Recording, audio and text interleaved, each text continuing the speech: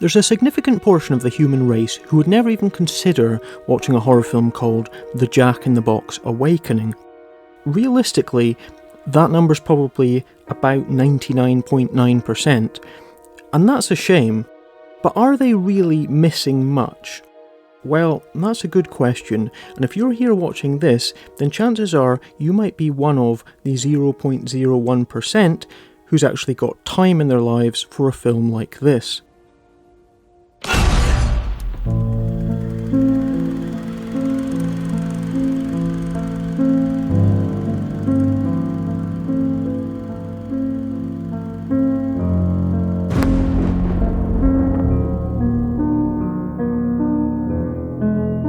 Welcome to Morbid Moonlight at the Movies.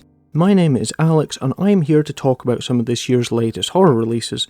Today, of course, we are talking about a horror film from the United Kingdom that goes by the name of The Jack-in-the-Box Awakening.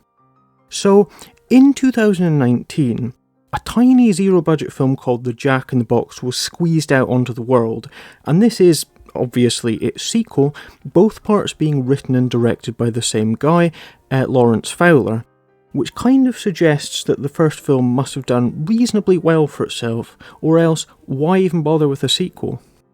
Well, I'm not entirely convinced that that was the case, and here's why. I didn't watch The Jack-in-the-Box when it came out first time around. I figured that going into the sequel, as is the way with a lot of these low-budgeters, I didn't really need to have seen the first one to get the idea. I mean, it's a film about a killer Jack-in-the-Box at the end of the day. How hard can it be? And after having seen Jack-in-the-Box Awakening, I can definitely confirm that you don't actually need to have seen part 1 to get the most out of this sequel. But here's a quick spoiler as to what I thought of it. Now, I know it's easy to look at stuff like this and to just dismiss it as cheap, tacky schlock that just shouldn't ever have been made. But, not only do I think that The Jack-in-the-Box 2 is a fun film in itself, but I actually liked it enough that I went back and watched the first one afterwards. Now, that is what a good sequel should do. It should get you invested in franchises that you've never even heard of. But the cool thing is that the first film is definitely rough around the edges, and it suffers from a lot of the common complaints that bug a lot of zero-budget genre films, such as a lot of sitting around talking and not enough actual horror, as well as, of course, pacing issues and some pretty ropey acting of that particularly regional British variety. But I think that what you'll really notice when you look at both films side by side is just how much better the sequel is, and not just in an anything has got to be better than this shit way, but in a way that suggests that our writer-director, Mr. Lawrence Fowler, has actually learned a great deal and he's constantly evolving and improving as a filmmaker. That's the way that low-budget horror films should work, as a chance to let fairly inexperienced directors learn and to grow. There's a good chance you might be completely unconvinced by any praise that I've got for this film, because at the end of the day, yeah, it's a film about a killer Jack-in-the-Box, and there's always going to be, like I said, a decent chunk of humanity who just could never bring themselves to not find that idea stupid as fuck. But the truth of the matter is that here is somebody who's taken great pains to make a serious, stylish, multi-layered horror film about that very idea, and somebody who's treated the whole thing without the slightest sense of irony or self-awareness. And for me, that is exactly the way that it should be. So, The Jack-in-the-Box Awakening opens up with the mystical box itself being delivered to the bedside of an ailing woman called Olga Marsdale, played by Nicola Wright. The thing is that Olga is dying, and she's heard about the legend of the Jack-in-the-Box. Give it 6 victims and it will grant you your wish, and of course in this case, the wish is that Olga wants to cheat her imminent death.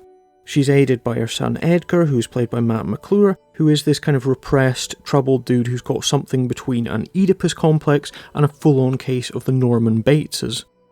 With his mother bedridden, it falls upon Edgar to carry out his mother's wishes, and he has to lure 6 victims into the box in order to have the Jack fulfill its bargain and to save his mother's life.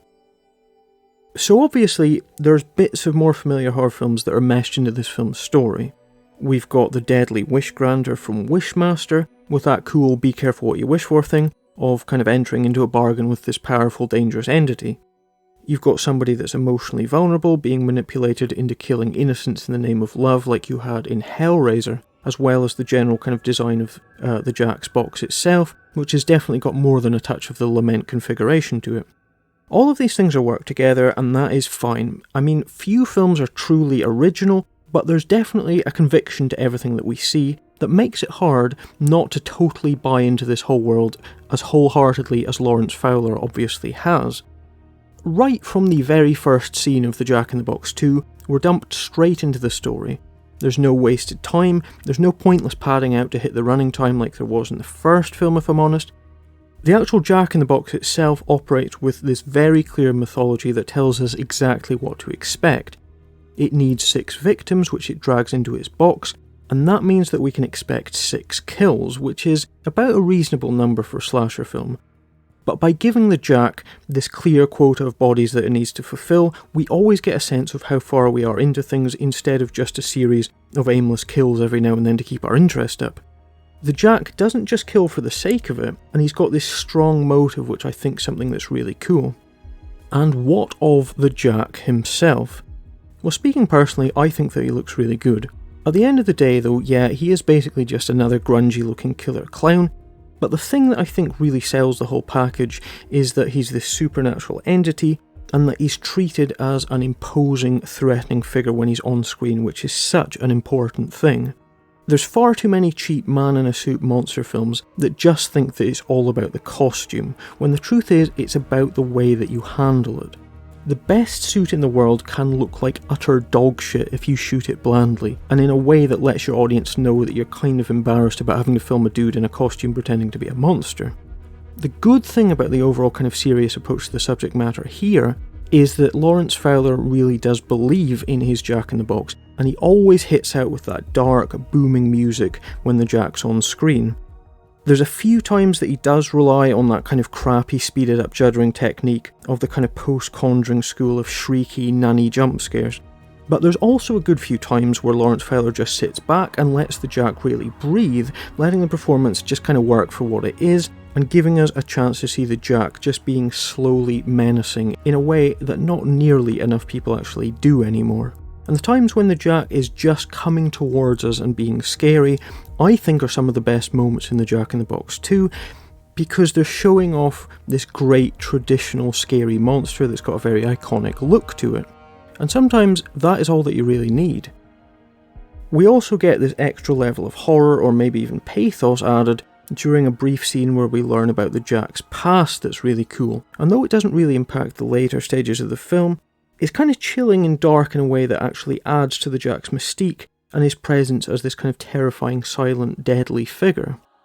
Of course though, whilst the scenes of the Jack in action are kind of what you come to film like this for, and whilst I think they're significantly better than I realistically expected them to be, there is actually more to this film than just simple killer clown mayhem.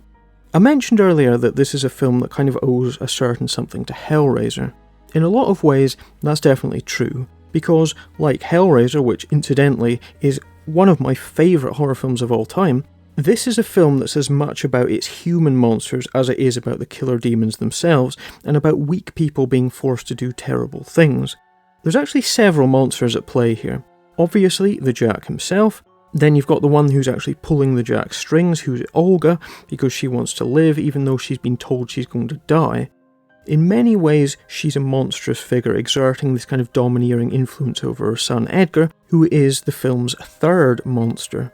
Despite his reluctance and the general sense we get that Edgar is actually a decent man underneath, his love for his mother, healthy or otherwise, ultimately drives him to do terrible things as he's faced with the choice of either letting his mother die or killing to keep her alive. And the good thing is that all three of our monsters here, the Jack, the mother and the son, are all killers, but each one of them is also given a tragic backstory that pushes us into a position where it's hard to know who we should be feeling sorry for.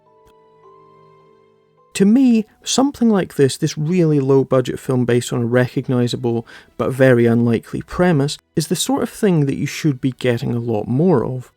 Too many low-budget films these days really do just look like junk, or rely on laughing at themselves before the audience gets a chance to. Maybe that's why I'm so impressed that the Jack in the Box Awakening is neither of those things. I'm not someone that gets put off easily, and I don't watch one shit zero-budget effort and immediately give up on them altogether. I do my best to treat each film on its own merits, and when you get a film like The Jack-in-the-Box Awakening, it feels like you're finally being rewarded for your perseverance and finally ending up with this tiny film that's really well put together, that's got loads of heart and passion for what it's trying to do in this totally uncynical, very traditional way. I mean, I admit that makes it sound like I'm only saying that I liked it because my expectations were really low, and there's a danger that if by some miracle you decide to actually check this film out based on my recommendation, then my hype for it's going to set you up to expect more than it ultimately delivers, thereby dooming you to disappointment. That's just the way that these things are, so let me just say that I understand that this isn't going to be a film for everyone, justly or unjustly so, based purely on the general kind of vibe that you get from it. Some of the acting from the incidental characters is definitely indicative of the general kind of cheapness of the whole production, but in a way, I think that it just makes you appreciate the moments of genuine good acting all the more. I think that if you're willing to take on a dark, be careful what you wish for horror movie with a cool, well-designed supernatural slasher at its core, that's a better Hellraiser film than at least 3/4 of the official Hellraiser sequels, then this is a very unlikely, very entertaining little B-movie with a great deal of efficient, well-put-together atmospheric horror scenes.